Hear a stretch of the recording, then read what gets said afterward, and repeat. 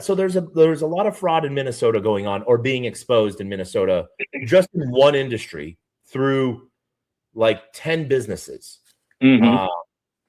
And so when you put a spotlight on something, there's always the spotlight feature. You focus it on one thing, and then you find a lot of other things.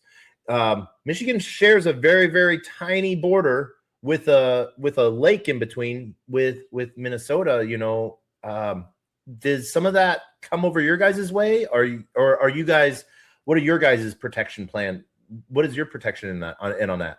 So there's a couple things. So first of all, interestingly enough, my chief of staff texted me this morning, and he just about what's going on in Minnesota. By the way, I've known about it since it happened, but my chief of staff texted me this morning, and said, like, of all of the political scandals that he has ever seen in the United States, in his mind, that's the worst.